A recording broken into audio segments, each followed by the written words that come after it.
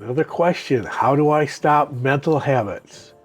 Well, all of our habits are mental habits.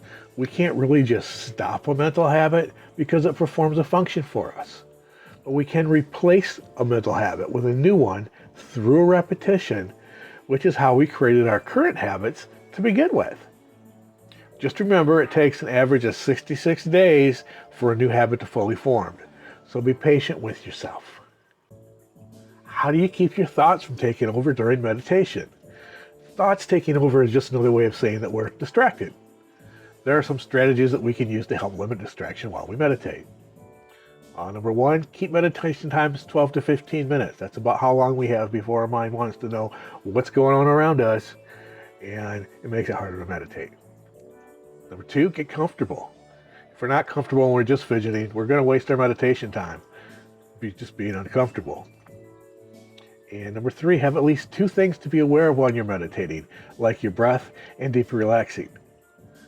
What that does is that takes up both our thinking mind and our awareness so that we're not so easily distracted. And don't force it. If you're too agitated to meditate, skip it for now, or use walking meditation to calm your agitation. Walking meditation info is available at applyawareness.org. So this was an interesting question. What's my worst meditation experience? Well, as a Buddhist monk, my teacher was teaching me how to use walking meditation to prepare the mind for sitting meditation.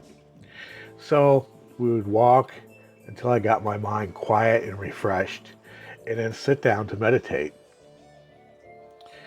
And at one point that I sat down to meditate,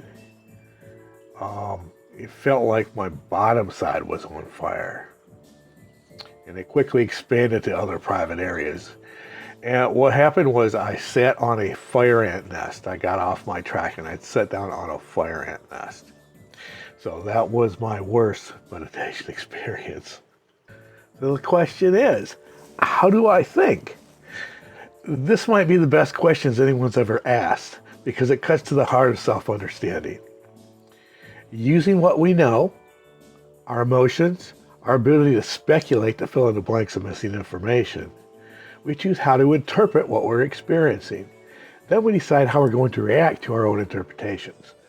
Sometimes our reaction is just to keep interpreting until we have enough information to go on. We make these same two choices over and over again, and we call it thinking. What is the power of thinking? Thinking is just making the same two choices over and over again. We choose how to interpret a situation and then choose how to react to our own interpretations.